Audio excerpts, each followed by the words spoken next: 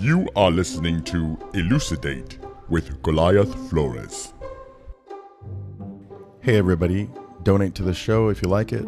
I have a tip jar at the podcast website, which is atlanticradio.blogspot.com.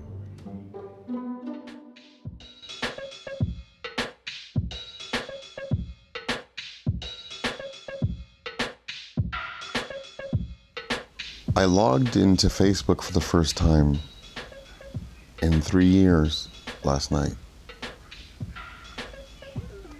I got a notification in an email saying that somebody was trying to change my password, reset it. Maybe it was one of the staff. But who knows? I don't know why anyone would want to do that. My account has been dormant for 3 years, and I wanted to delete it, but I don't remember seeing a delete button. So there was still a picture that I used as my Twitter profile picture on there, and I decided to change it to a picture of Mark Zuckerberg with a couple of links to articles about Facebook and whatnot. Stallman's post, Richard Stallman's post on Facebook, about Facebook, sorry. And I changed the picture, and right away I got a notification. Somebody saw that I changed the picture, and I looked at the whole layout of the website. It's been a while. 3 years is a good while. And I realized just how geared this website is for manipulation, how manipulative it is. And it looks like everything's laid out for you, but it's kind of like laid out for you to be a creep, like to spy on people, so to speak. But it's laid out mostly to benefit the company that's laying it out for you under the guise of these being services for you. And I won't get into the specifics of that because it's my birthday. I don't have time for that right now. But and there's a baby next to me. She's gonna cry at any moment. I don't know. But I'm laying in bed, and I woke up not so long ago. So I did this last night after my gig at the Casbah. I was playing a gig there. It went well. And I was on there just a few minutes, like maybe 5. And I helped my friend Donovan. He was sitting next to me at the bar, and I say, "Hey man, where's the delete button?" And he's like, "There is no delete button."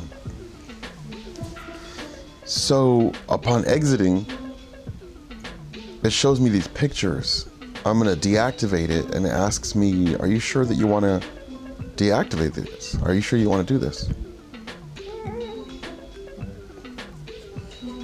And it shows me these pictures of people. It says, "Say goodbye to such and such person. Are you sure you want to say goodbye to this person, or write this person a message?" And I was like, it's infuriating because I'm like, this is so manipulative, like preying on the emotions, on people's attachments, and then after doing that, which is like I wanted to run out of there if a website was a physical space, then it asks me questions, and several of the questions are geared towards, they're framed in a way that it's like, I'll put it to this way. Like I think the first one was, this is temporary, I'll be back. I'm deactivating my account, this is temporary, I'll be back. Another one was like, I don't understand how to use Facebook. Another one was, they were framed in a way that just to, like in a sales type of way, to get you to not leave. So I selected, you have to select something, right? Or you have to write something in before you proceed. And I said, I don't find Facebook useful. And then this pop-up window comes up, and then it says, something like, well, you should talk to your friends on here more, and do you want to do that now? And it has a link, and then you'll find Facebook more useful, or you should make more friends, or you should look for new friends, or I don't know, something like that. So I said, no, thank you. And then I was out. And it's like, I don't know. It's like, I don't know how to say this, but I don't really mean it in the way that it's going to sound, but I lose respect for artists, like activists that have one of these accounts on this website, especially if they're activists, like if they're political activists or if they're socially conscious artists, because the manipulation here and the manipulation here is so blatant. How could any like self-respecting person use this website when it's like this? You know,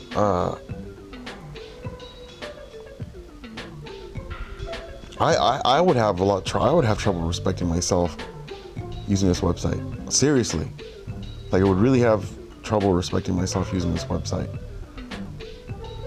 So I don't use it.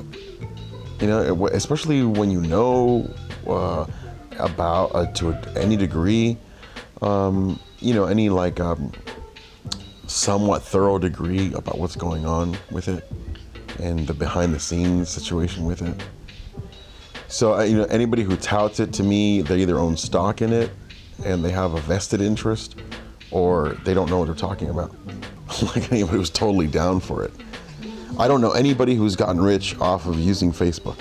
I don't know anybody who's become super successful from using Facebook. I've met people who have done some things that are okay, including myself, but I don't know anybody who's launched anything really astounding. It seems like a time sink, like businesses are on there like pandering for people's attention. And you know, on another note concerning manipulation in social media, has manipulation become something commendable in our society, kind of because of the way that social media has been used or used on us? Like I was, for example, there was a prominent sandwich shop here in town. They have, it's a franchise, and they posted something on Twitter, and it said, what was our first thing that we sold? They had two items. Like, they had like a sandwich and a taco, whatever, let's just say. And it said, like for the taco, retweet for the sandwich. And I'm like, I'm not gonna do that. I'm like, the point of this isn't to get the answer correct. The point of this is to retweet your business or like it. And it's like, it's just offensive to me that I'm like, I'm supposed to just be all like, oh, okay, yeah, hey, I hope I got the answer right. You know, I retweeted, you know, when it's like it's a vested interest. So is having a vested interest like part of our cultural norm now? Is something that we should pat each other on the back for? The better that you do it, like if you can manipulate people, the better that you can do it. Is that we should pat each other on the back for that? Has it always been that way?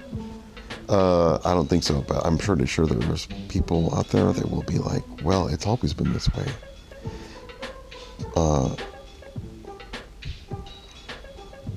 Just look at the business practices of such and such corporation in 1960. But it really hasn't. It hasn't been this way, where it starts becoming this way on a mom and pop level and on an individual level. There's a website that popped up named Diaspora. You may have heard of it, you may have remembered it, but it was an alternative to Facebook, and it was decentralized, and it had a lot of elements that people who are into privacy and rights and anti-corporate control, because, you know, corporate control usually tries to stick as many tentacles into as many areas of your life as possible. we do this, we do social media, now we make soap, now we make your car, now we run your air conditioner, etc., etc. If they could do that, they would do all of it.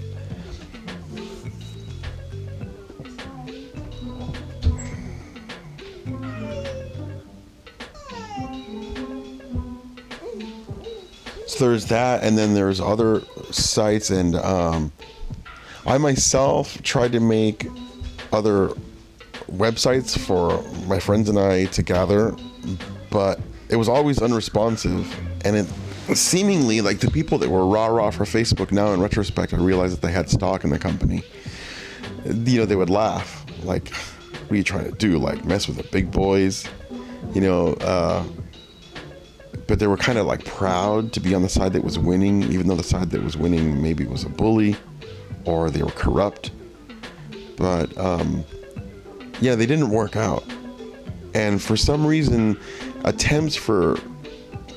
there's been many attempts for people to move from one platform online to another, even if when it's somebody you know and love, people don't respond to it. And it reminds me of this notion that I heard that people don't appreciate your work. People that you know don't appreciate your work until strangers like it first. Until strangers start to like it first.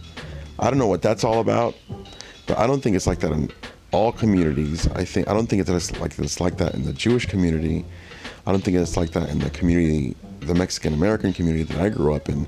We actually did support each other, and that's why things would tend to be successful, because we would actually support each other instead of, for example, if people don't cross promote each other. There you have this social media, but people do not really cross promote each other, because like on Facebook, maybe there's a boob in a flyer and they don't want it to tarnish their immaculate identity, or for whatever other reason that you can think of. But people like to curate their social media presence like that. And when I was on there, I was not like that at all, really. Ask anybody who was on there when I was on there, and it was a madhouse, and it was very entertaining. But I realized that I couldn't keep being entertaining here in this venue and have a good conscience at the same time, in good conscience, for some of the reasons that I've described, and many more. So I'm not trying to minimize the effect and the power of social media and the internet overall.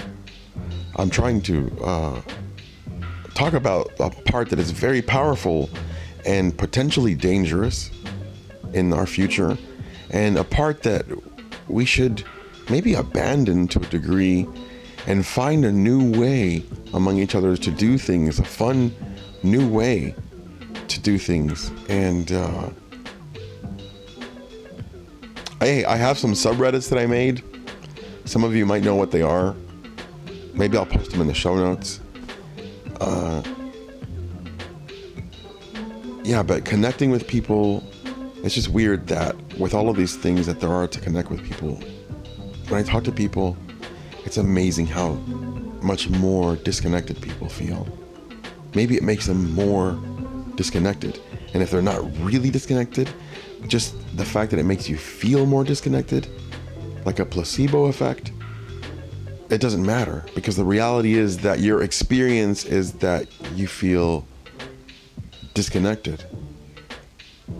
So if you want to try something new, if you want to make something, I'll give it a shot. I'm always down.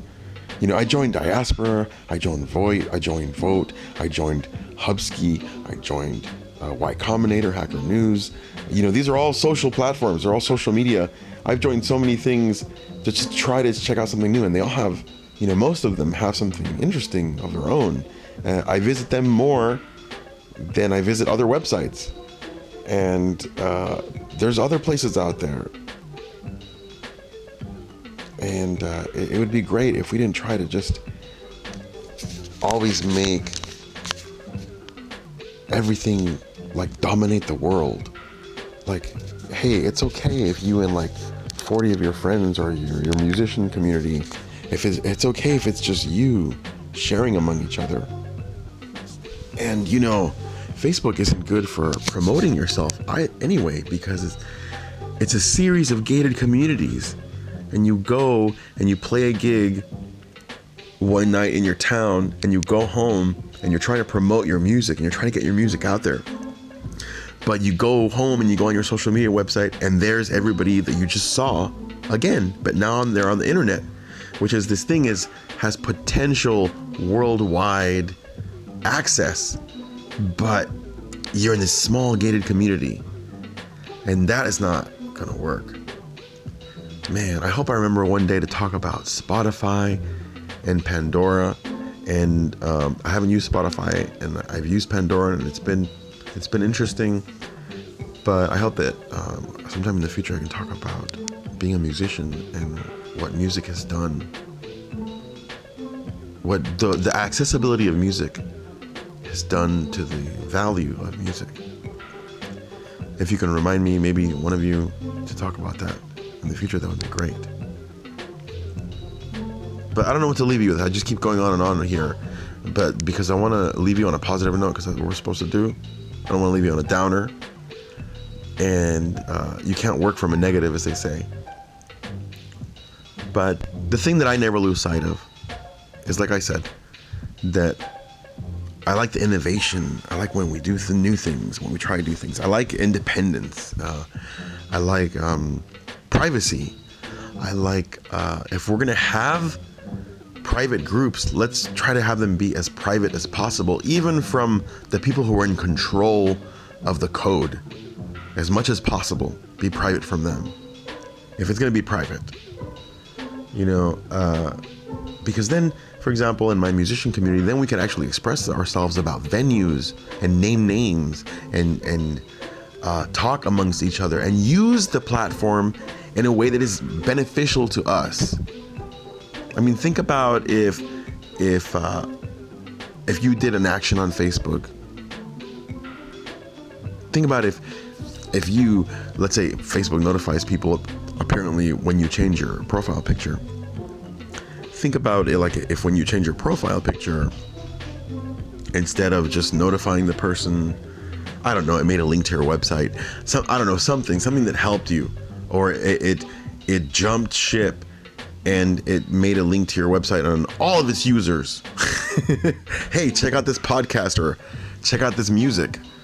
That would be useful to you. Like if you could break out of that little community, and if it actually helped you to promote, not make it more difficult and you got to jump through this hoop and that hoop in order to do this. Fuck that. Okay? I can't believe it. I can't believe that this is how it is right now.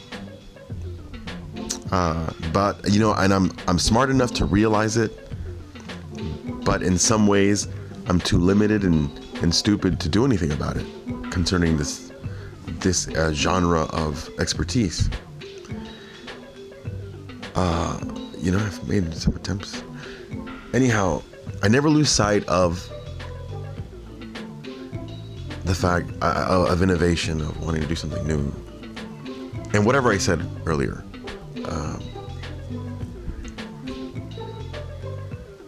I love you. I don't know what else to say. I hope you have a great time, and don't be afraid. Trust me, don't be afraid. Why am I saying that? Because everybody's afraid, like constantly. And you need to hear that sometimes, even though it's unrelated to what I was talking about, but it kind of is related. And I'll talk to you soon. Okay, bye-bye. This show has been brought to you by me. There is no other sponsor. And if you like the show, donate at the podcast site. And if you don't like the show, I don't know. I don't know what to tell you. If you don't like the show, then, hey, you go make some tacos or something.